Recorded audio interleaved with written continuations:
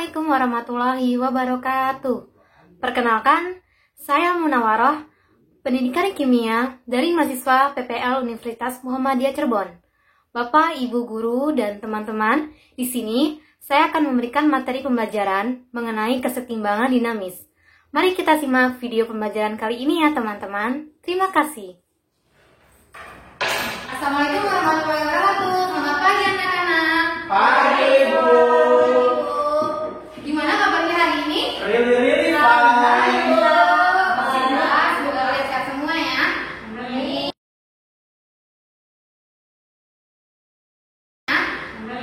Baik anak-anak, sebelum pembelajaran dimulai, tolong rapikan bajunya dan untuk ada sarpal langsung dibuang ya, bisa dipahami?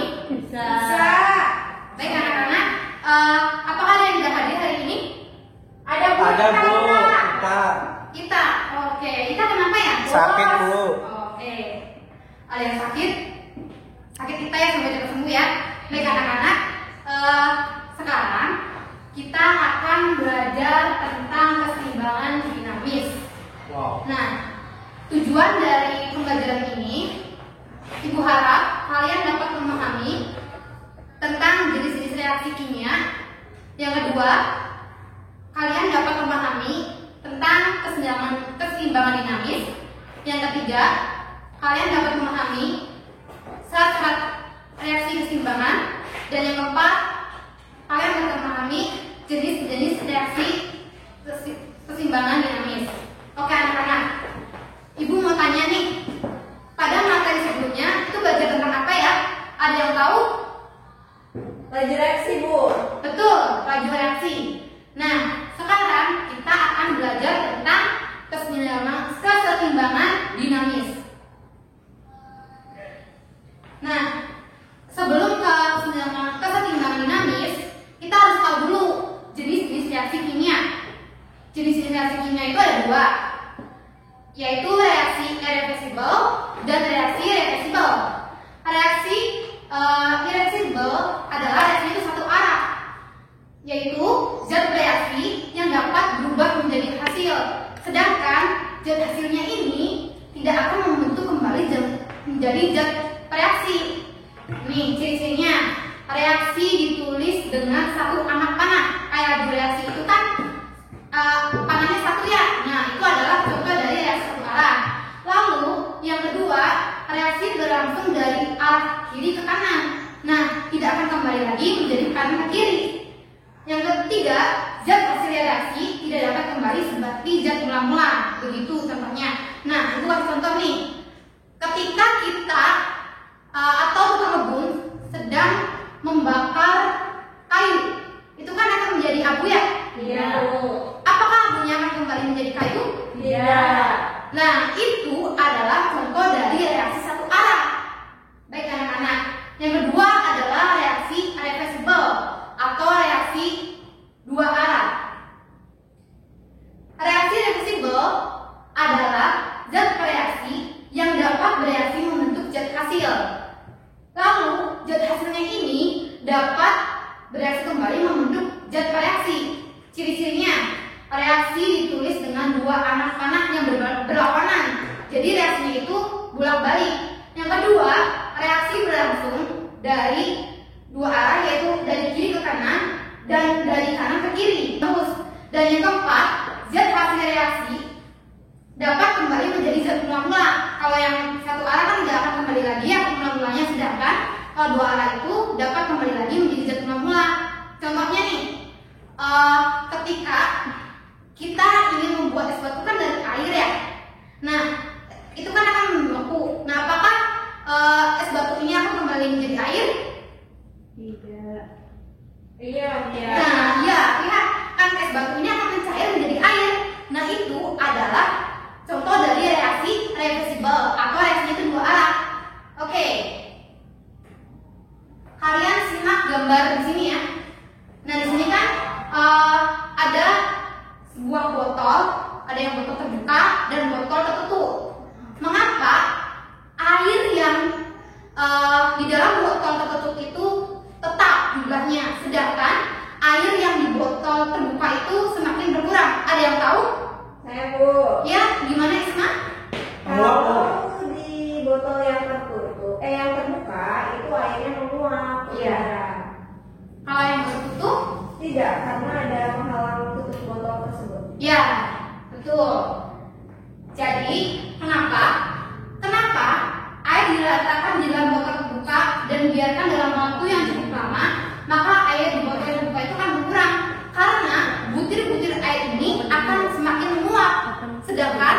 ketika air yang di dalam botol tertutup itu tetap ya, uap airnya, karena uap air ini akan kembali mengembun dan mengumbunnya akan kembali lagi menjadi air.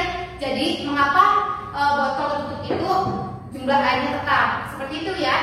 Nah, anak-anak, proses ini dapat berlangsung secara dinamis atau disebut kesetimbangan dinamis.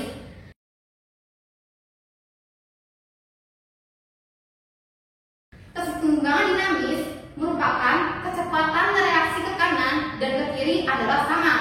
Reaksinya itu dapat berlangsung dua arah secara terus-menerus, dapat bolak-balik dan tidak terjadi perubahan makroskopik, yaitu perubahannya itu tidak dapat dilihat.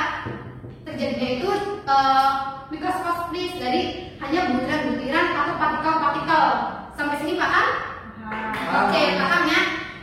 Baik anak-anak, Ibu akan memberikan contoh reaksi kimia dalam kesetimbangan dinamis. Tadi kan kalian hanya menjelaskan pengertiannya ya.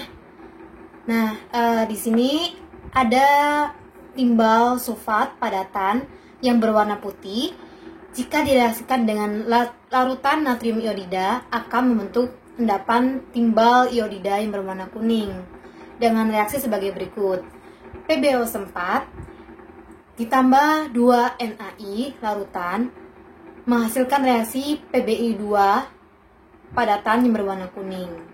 Nah, jika padatan PbI2 atau iodida ini yang berwarna kuning dari hasil reaksi itu dilarutkan dengan natrium sulfat, Na2 sulfat, maka akan terbentuk endapan kembali berwarna putih timbal dengan reaksi sebagai berikut. PbI2 yang berwarna kuning direaksikan dengan Na2S4 menghasilkan padatan PbO4 yang berwarna putih. Nah, jadi kan menghasilkan PbO4 nih. Ditambah 2 NaI larutan. Terlihat bahwa reaksi kedua ini itu kan kebalikan dari reaksi pertama. Maka disebut reaksi dapat balik. Jadi reaksinya itu dapat berlangsung secara terus-menerus.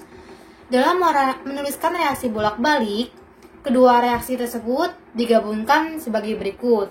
PbO4 ditambah 2 NaI menghasilkan reaksi bolak-balik PbI2 ditambah Na2S4.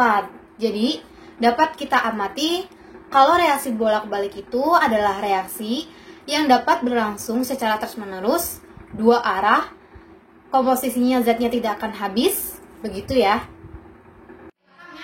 Ibu akan membagikan sebuah kelompok.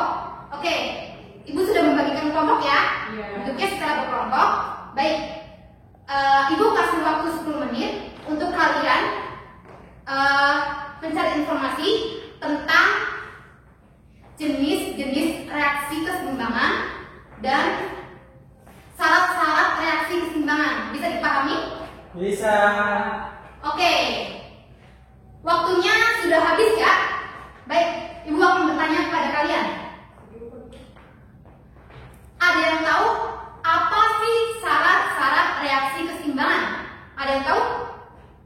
Tadi kan sudah kalian cari informasi tuh. Ya, ya dari kelompok 1. Ya, reaksi syarat-syarat reaksi seimbang yaitu yang pertama reaksi bolak-balik bersifat bolak-balik atau irreversible.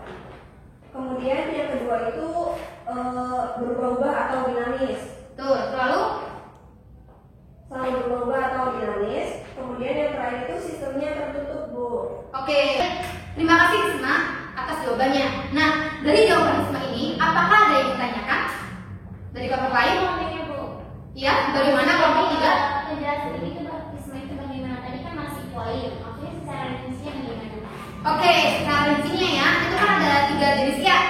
Bersifatnya dinamis, bolak-balik, sistemnya tertutup. Adakah yang ingin memberikan penjelasan? Ya Bu, saya. Baik, Indri, bagaimana? Reaksi bolak-balik yaitu reaksi yang dapat berlangsung secara bersamaan seperti pada proses pengembunan air dan pengambunan air di dalam botol.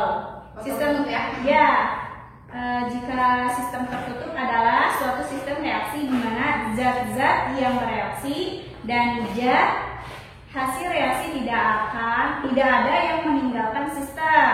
Oke, lalu bersifat dinamis. Bersifat dinamis yaitu reaksi berlangsung secara terus-menerus dalam dua arah dengan laju reaksi pembentukan sama dengan laju reaksi baliknya. Seperti itu, Bu. Baik, betul sekali. Good job, Indri. Jawabannya sudah lengkap ya. Oke, untuk jenis-jenis syarat reaksi kalian sudah paham ya. Ibu akan bertanya nih, kelompok 1 udah ya tadi jelasin. Ibu akan bertanya kepada kelompok 4. Apa sih jenis-jenis keseimbangan dinamis itu? Kan ada 2. Coba. Bu, ya, kelompok 4. Ada 2, yaitu keseimbangan homogen sama keseimbangan heterogen. Oke, untuk keseimbangan homogen dan heterogen itu seperti apa sih? Ada yang bisa menjelaskan? Saya, Bu. Baik, ya, gimana? Dulu. Keseimbangan homogen itu adalah suatu keseimbangan yang di dalamnya terdapat zat-zat dengan wujud yang sama. Ya, kalau heterogen? Kalau heterogen itu adalah keseimbangan yang di dalamnya terdapat zat-zat dengan wujud yang berbeda. Nah, kalau contoh reaksinya itu ada yang tahu nggak bagaimana wujudnya? Yang Masih bingung ya? Pada nggak tahu? Iya, Oke. nggak jelas, Bu, nggak ngerti. Nggak ngerti ya contoh reaksinya wujudnya ya? Iya, Bu. Baik, Ibu akan memberikan contoh soal dari keseimbangan homogen dan heterogen. Nah, keseimbangan homogen kan adalah suatu keseimbangan yang terdapat di dalamnya itu wujudnya sama ya. Nah, berarti kan kita ketahui bahwasanya wujud dari sebuah reaksi kimia itu ada 3, ada gas, solid, dan cairan. Nah, untuk cairan itu liquid dan lautan, ini merupakan cairan. Nah, kalau misalkan wujudnya gas itu namanya ini adalah G, padatan, S atau solid, liquid, L, lautan sama dengan aki, aqueous. Nah, contoh dari keseimbangan homogen kan wujudnya sama ya. Laut, ini ada contoh antara lautan dengan lautan.